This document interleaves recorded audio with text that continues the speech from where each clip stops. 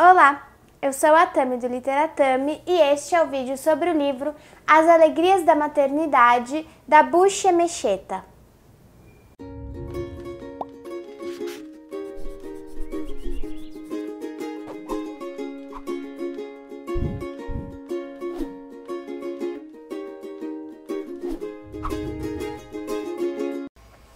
Este é um daqueles livros cuja narrativa tem início no meio de um acontecimento. E o acontecimento, nesse caso, é o sofrimento materno. A gente não entende muito bem as razões pelas quais aquela mãe está sofrendo, mas a gente sabe que essa personagem é uma mãe que tenta se livrar da dor como ela se livraria do leite materno. Como se a dor pudesse escorrer do seu corpo feminino.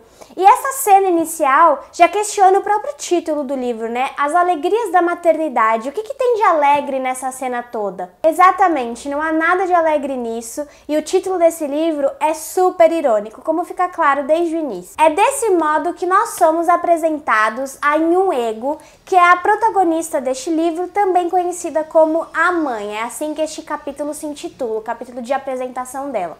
E aí, a narrativa retorna 25 anos no tempo para nos apresentar a mãe da mãe, que é a Ona. Ela tem toda aquela atmosfera de deusa, de musa da tribo em que ela morava, lá no início do século passado, mais ou menos em 1920, e ela conhece então o pai da Nhuego, que é um grande líder da tribo, também um homem muito respeitado e admirado, e estes dois formam uma espécie de cosmogonia, como se a Bucha Mecheta representasse através da relação deles todas as origens, as raízes do povo Igbo, com todas as suas tradições, sobretudo aquelas a que dizem respeito à maternidade. Essa noção da cosmogonia, inclusive, eu vou abrir aqui um parênteses, quem me abriu os olhos para ela foi o Will do Transgressão Literária, no nosso Clube de Leitura Plexi. O Clube de Leitura Plexi é um clube que acontece aqui na cidade de São Paulo, mediado por mim e pelo Humberto do Primeira Prateleira, e no mês passado nós lemos As Alegrias da Maternidade, e na discussão o Will trouxe essa noção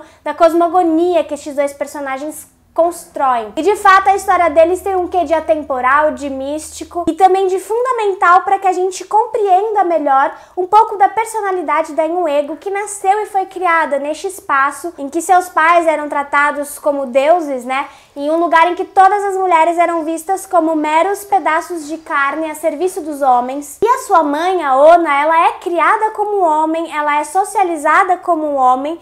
E, muito embora não seja nada mais que uma mulher com certa autonomia, ela é vista pelos outros como um homem e tratada por eles como um homem, né? Então essa parte inicial do livro, mostrando essa mulher com certa autonomia, diferente das outras, com muito mais liberdade do que as outras, faz com que a gente pense que esse livro vai trazer uma narrativa com personagem revolucionária ou algo do tipo. Mas não é nada disso que acontece, esses dois personagens aparecem mesmo para nos mostrar o modus operandi daquela sociedade Igbo e tudo aquilo que se espera de uma mulher. Depois disso a gente volta então para a vida da Nhuego, uma mulher já adulta que teve que deixar esse espaço rural em que os pais tinham grande importância e consequentemente ela também era muito respeitada. Ela teve que deixar esse espaço, se mudar para Lagos, que era a capital da Nigéria, um espaço muito mais urbanizado, para poder casar e finalmente cumprir a sua função de mulher, que é dar filhos homens ao seu marido.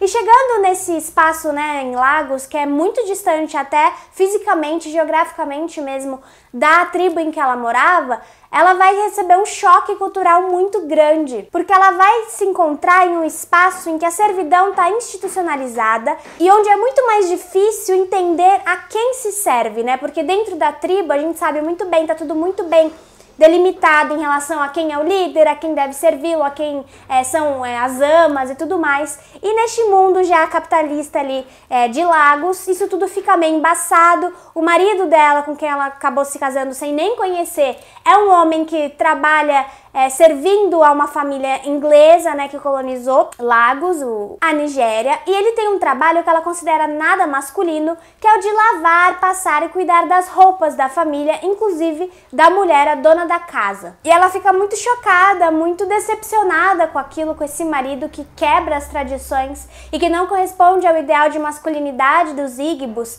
que é aquele ideal do homem que lavra, que trabalha com as terras e que performa uma masculinidade maternidade visível pelo seu corpo, e a gente pode imaginar que isso é um indício de que ela poderá se ver livre das outras tradições também, né? Principalmente daquelas que subjugam as mulheres, mas isso não acontece. Mesmo que eles estejam em um espaço em que as tradições estão distantes, em que o homem se torna mais flexível para realizar outras funções, outros papéis, as tradições que oprimem as mulheres continuam valendo, e na esfera privada, dentro de casa, ela continua sendo uma serviçal do seu marido. Esse deslocamento da personagem, então, do ambiente rural para um ambiente mais urbanizado é fundamental para que a gente entenda que a lógica da colonização é a mesma lógica do machismo, e que em um mundo colonizado, em um país colonizado, se todas as pessoas sofrem, isso está mostrado aqui, os homens também sofrem, as mulheres, no entanto, sofrem muito mais, porque elas têm que servir duplamente, tanto ao colonizador quanto ao seu marido. E para uma mulher, neste contexto histórico, temporal, a maternidade é igual à identidade. Você não é uma mulher completa se você não é capaz de dar filhos, especialmente filhos homens, ao seu marido. É muito interessante o modo com que a Bucha-Mecheta vai construindo a sua história, porque ela assume um tom praticamente neutro, ela vai construindo parágrafos que apreendem todo o funcionamento social em que os personagens habitam, sem, no entanto, tecer uma crítica muito forte a eles, principalmente no início do livro. Isso vai mudando um pouco conforme a Nhuego vai envelhecendo e tomando consciência de algumas coisas, mas de um modo geral, a Bucha-Mecheta constrói um excelente retrato do que é ser uma mulher colonizada. No nosso clube, uma das pessoas que participou, uma leitora excelente, disse que esse livro fez com que ela percebesse que a mulher é sempre prisioneira da maternidade. Antes de ser mãe, ela é prisioneira do desejo de ser mãe, ou pelo menos prisioneira da expectativa que colocam em cima dela de que ela seja mãe, e depois que ela se torna mãe, ela é prisioneira da maternidade, justamente prisioneira dos seus próprios filhos. E eu acho que essa realmente é a mensagem que a Bucha-Mecheta transmite com o seu livro. Ela nos mostra o quão injusta é essa vida presa ao ideal de maternidade. Como eu disse, essa não é uma narrativa evidentemente crítica, porque ela parte do ponto de vista de uma mulher que foi socializada a vida inteira para aceitar aquilo passivamente. Na verdade, ela não tem por que se questionar, ela tem que cumprir aquele papel e é isso mesmo, sabe? Então, a Bucha, ela criou uma personagem muito coerente com o seu tempo, com a sua sociedade. Mas em alguns momentos surgem certos lampejos de consciência. Isso também foi muito bem apontado lá no nosso clube de leitura, porque de fato parece que essa personagem, às vezes ela é atingida por alguns acontecimentos, ou mesmo durante as atividades ali do dia a dia mesmo, ela é atingida por certos flashes de lucidez, de autoanálise, de análise do coletivo que ela integra, e isso rende excelentes passagens no livro. E é muito louco porque ela tá tão submersa naquele cotidiano que ela não pode abandonar, que por mais que esses pensamentos apareçam na cabeça dela, ela não pode se deixar levar por eles, sabe? Eles surgem e vão embora muito rapidamente, ela tem que continuar cuidando dos filhos, cuidando da casa, e isso tudo só nos mostra quão potente é essa naturalização da maternidade, né? Eu separei aqui um trecho que está na página 262 dessa minha edição aqui da editora Dublinense, que diz o seguinte: os homens, a única coisa em que eles estavam interessados era em bebês homens para dar continuidade a seu nome. Mas por acaso uma mulher não precisava trazer ao mundo a mulher bebê que mais tarde geraria os filhos? Deus, quando você irá criar uma mulher que se sinta satisfeita com sua própria pessoa, um ser humano pleno, não o apêndice de alguém? Orava ela em desespero. Afinal, nasci sozinha e sozinha hei de morrer. O que ganhei com isso tudo? Sim, tenho muitos filhos, mas com que vou alimentá-los? Com minha vida. Tenho que trabalhar até o osso para tomar conta deles, tenho que dar-lhes meu tudo. E se eu tiver a sorte de morrer em paz, tenho que dar-lhes minha alma. Eles adorarão meu espírito morto para que zele por eles. Ele será considerado um bom espírito enquanto eles tiverem fartura de inhame e de filhos na família. Mas se por acaso alguma coisa der errado, se uma jovem esposa deixar de conceber ou se houver escassez, meu espírito morto será culpado.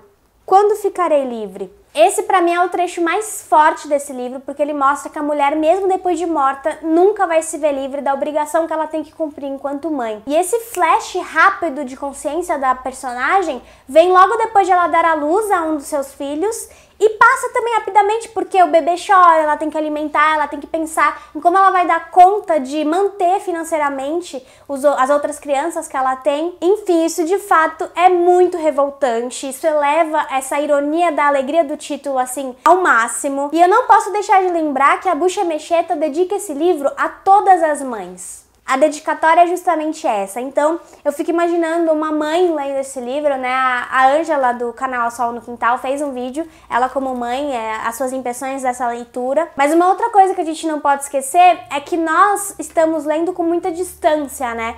Distância geográfica mesmo, não só temporal, mas nós somos leitores ocidentais e a gente tem que tomar muito cuidado com os limites que existem entre o olhar humanizador, que reconhece os absurdos daquilo que está acontecendo, e o olhar colonizador, que quer impor a nossa própria cultura, nossas próprias crenças e aquilo que a gente chama de liberdade sobre uma cultura tão distante da nossa, né? Então, esse livro causa muitos sentimentos de revolta e de reflexão, porque a gente se ofende, mas ao mesmo tempo a gente pensa que isso faz parte da cultura do outro, né? Então, até que ponto nós temos o direito de julgar todo um corpus cultural de um outro país, de um outro continente? A Bucha Mecheta levanta todas essas questões e ela não dá respostas, mas ela faz com que a gente se questione mesmo. Como a gente pode... Qual é o nosso papel enquanto leitor ocidental em relação a esse tipo de cultura opressora? Será que é possível fazer alguma coisa para libertar essas mulheres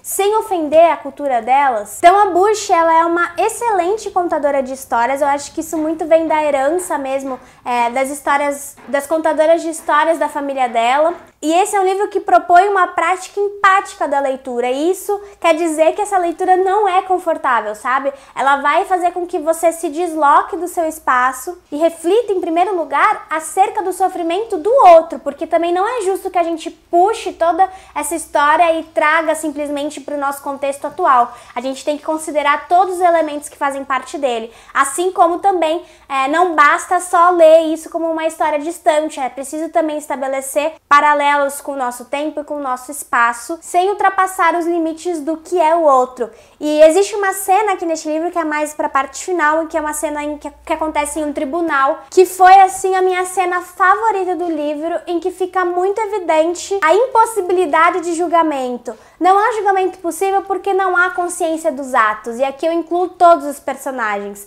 não apenas essa mulher em Uego, que não encontra nenhuma outra opção além de viver soterrada por aquela vida repleta de obrigações advindas da maternidade, mas também do seu próprio marido, que precisa corresponder a um ideal de masculinidade, a um ideal milenar de masculinidade, e aos seus filhos também. A gente não pode julgá-los porque eles simplesmente vivem as suas próprias vidas. Enfim, é um livro realmente muito, muito rico.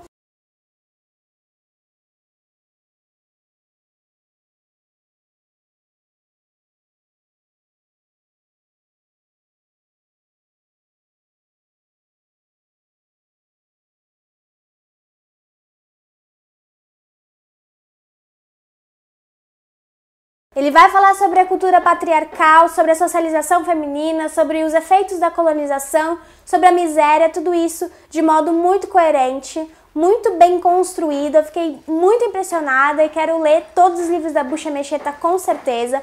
Ela está sendo publicada aqui no Brasil pela editora Dublinense, nessa edição lindíssima, e todos os seus outros livros também seguem esse mesmo padrão estético. Realmente está muito bonita essa edição. Eu tenho também a edição da Tag Livros, mas eu gosto muito mais dessa daqui. Eu não sei se vai dar para ver direito.